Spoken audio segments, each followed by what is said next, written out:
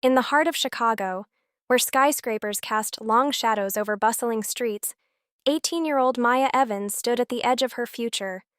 Fresh out of high school, she was a young woman with dreams too big for the small apartment she shared with her mother in a modest neighborhood. Her chestnut hair fell in soft waves over her shoulders, and her hazel eyes sparkled with a mix of determination and nervous excitement. Today was the day she'd been preparing for, a job interview at Sterling Enterprises, one of the city's most prestigious marketing firms. Maya adjusted the collar of her thrift store blazer, smoothing out invisible wrinkles.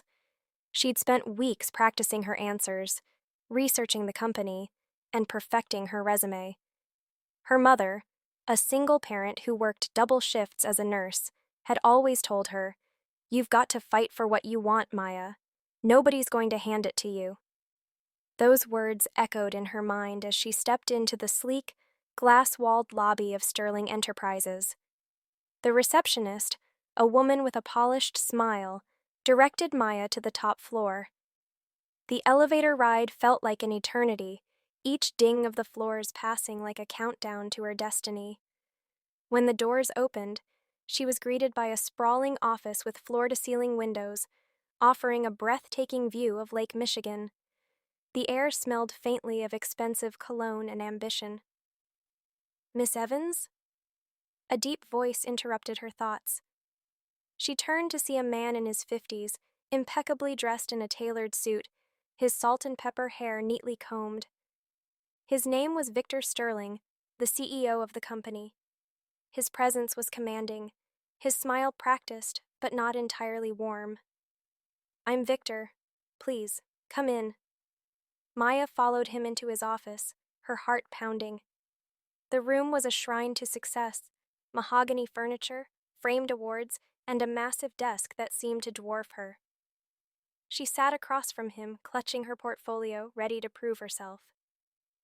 "Thank you for having me, Mr. Sterling," she began, her voice steady despite the butterflies in her stomach.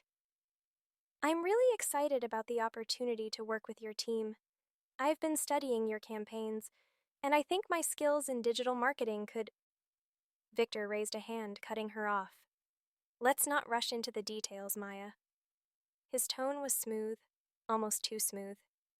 "Tell me about you. What drives you? What makes you tick?" Maya hesitated, caught off guard by the personal nature of the question, but she recovered quickly, talking about her passion for creativity, her drive to build a better life, and her dream of making a mark in the marketing world. Victor listened, his eyes never leaving her face, a faint smile playing on his lips. There was something in his gaze that made her uneasy, but she pushed the feeling aside. This was her chance. She couldn't afford to let nerves get in the way. The interview continued, with Victor asking more about her background than her qualifications. He leaned forward, his elbows resting on the desk, his fingers steepled. "You're young, Maya, full of potential, but this industry is tough. It demands sacrifice." "I'm ready to work hard," Maya said earnestly.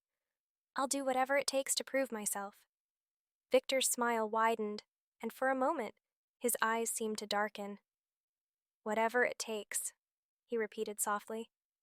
"That's good to hear." The interview ended with Victor promising to review her portfolio and get back to her.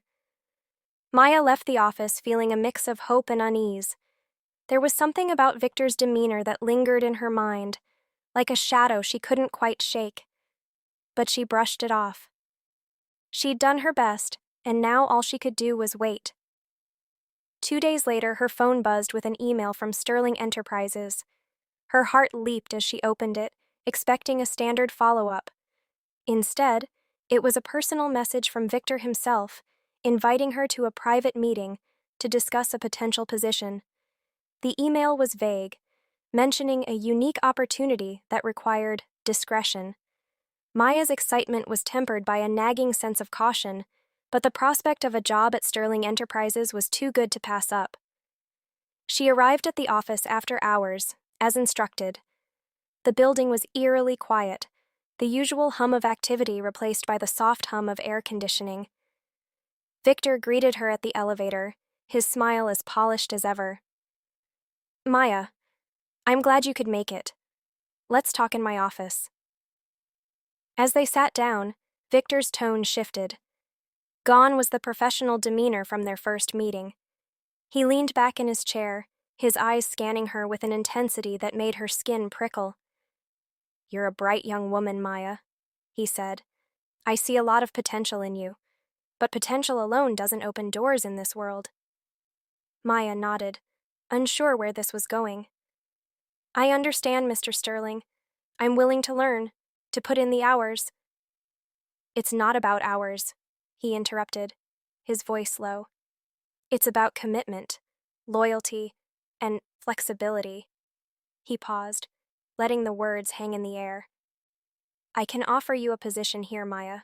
A good one, better than anything you'd find as an entry-level candidate, but it comes with a condition. Her stomach tightened. What kind of condition? Victor leaned forward, his gaze unyielding. I need to know you're fully invested, that you're willing to go above and beyond. Let's just say I'd like us to get to know each other better. Personally. The words hit Maya like a slap. She froze, her mind racing to process what he was implying. The room felt smaller, the air thicker. I don't understand, she said, though she understood all too well. Don't play naive, Maya, Victor said, his voice almost gentle, but laced with something darker. You're a smart girl. You know how the world works. You make me happy, and I'll make sure you get what you want. A job, a future, all of it. Maya's heart pounded in her chest. She wanted to run, to scream, to tell him exactly what she thought of his offer. But she was also acutely aware of her situation, her mother's endless shifts, the bills piling up at home, the dreams she'd carried for years. This job was supposed to be her ticket out of that life. And now, this man, this powerful, influential man, was dangling it in front of her, but at a cost she hadn't anticipated. I need to think about it, she managed to say, her voice trembling. Victor's smile didn't waver. Of course. Take your time. But don't take too long. Opportunities like this don't wait. Maya left the office in a daze, the city lights blurring as she walked to the bus stop. Her mind was a storm of emotions: anger, fear, disgust, and a creeping sense of desperation. She wanted to tell someone, anyone, but who would believe her? Victor Sterling was a titan in the industry, a man with connections and influence. She was just an 18-year-old with a high school diploma and big dreams. At home, she sat on her bed, staring at the cracked ceiling of her bedroom. Her mother was still at work, and the apartment was quiet except for the distant hum of traffic. Maya thought about her options. She could walk away, forget Sterling Enterprises, and apply somewhere else. But the job market was brutal, and she'd already been rejected by a dozen companies. Sterling Enterprises was her best shot at a real career, a chance to prove herself. Could she afford to say no? The next day, she confided in her best friend Lena, a fiery 20-year-old who worked at a coffee shop downtown. Lena's reaction was immediate and fierce. That creep. Maya, you can't seriously be considering this. He's disgusting. You need to report him. To who? Maya asked, her voice small. He's Victor Sterling. He probably has half the city in his pocket. And what proof do I have? It's my word against his. Lena's eyes softened, but her voice was firm. You're worth more than this, Maya. You don't need to sell your soul for a job. There are other ways. But as the days passed, Maya's resolve wavered. She researched Victor online, hoping to find some leverage, some way to fight back. Instead, she found glowing articles about his success, his philanthropy, his impeccable reputation. There were whispers of scandals, but they were buried deep, dismissed as rumors by those loyal to him. She felt trapped, caught between her principles and her ambitions. A week later, Maya returned to Sterling Enterprises. She'd made her decision, though it weighed heavily on her heart. She told herself it was just one moment, one sacrifice for a lifetime of opportunities. She'd do what she had to do, then leave it behind her. Victor greeted her with that same predatory smile. "I knew you'd come around," he said, closing the door to his office. "You're a smart girl, Maya." But as he approached her, something inside Maya snapped. The weight of her mother's sacrifices, the dreams she'd nurtured, the person she wanted to be, it all came crashing down. She couldn't do this. She wouldn't. "No," she said, stepping back. "I'm not that desperate. I deserve better than this." Victor's smile faltered, replaced by a flash of anger. "You're making a mistake, Maya. You won't get another chance like this." "I'd rather have nothing than sell myself to you," she shot back, her voice shaking but firm. She turned and walked out, her heart racing but her head held high. The days that followed were a blur of fear and determination. Maya knew Victor wouldn't let her defiance go unanswered. Sure enough, she started receiving subtle threats, emails from anonymous accounts, warning her to stay quiet if she knew what was good for her. But Maya wasn't going to stay quiet. She reached out to a local journalist, Sarah Nguyen, who had a reputation for exposing corruption. Sarah listened to Maya's story, her eyes narrowing with every detail. "This isn't the first time I've heard whispers about Sterling," she said, "but you're the first one willing to go on record." Together, they began digging. Sarah connected Maya with other women who had worked at Sterling Enterprises, women who had faced similar propositions, but had been too afraid to speak out. Slowly, a pattern emerged. A trail of silenced voices, buried complaints, and payoffs. Maya realized she wasn't alone, and that gave her strength. With Sarah's help, Maya gathered evidence, emails, text messages, and recorded conversations from women who were now willing to come forward. The process was grueling, and Maya faced backlash. Her name was dragged through the mud on social media, and she received threatening messages, but she refused to back down. 6 months later, Sarah's expose was published in a major Chicago newspaper. The headline read, "The Dark Side of Sterling Enterprises, a CEO's Abuse of Power." The article detailed Victor's pattern of predatory behavior, backed by testimonies from Maya and 5 other women. The fallout was swift.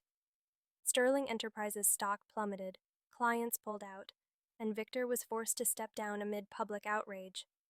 Maya's name became synonymous with courage. She was invited to speak at local events, sharing her story and inspiring others to stand up against injustice. She also landed a job at a smaller marketing firm, one that valued her talent and didn't demand her dignity in return. As she stood on a stage at a women's empowerment conference looking out at a sea of faces, Maya felt a sense of peace. She'd faced the darkness and come out stronger. Her mother's words echoed in her mind. "You've got to fight for what you want." And she had. Not just for herself, but for every woman who'd been silenced, for every dream that deserved to shine. Years later, Maya sat in her own office, now a rising star in the marketing world. Her walls were lined with awards, but the one she cherished most was a framed copy of Sarah's article, a reminder of the battle she'd fought and won. She'd turned her pain into power, her fear into purpose. And as she mentored a new generation of young women entering the industry, she made sure they knew one thing: their worth was non-negotiable, and their dreams were worth fighting for. Please subscribe and hit the bell icon for latest uploads.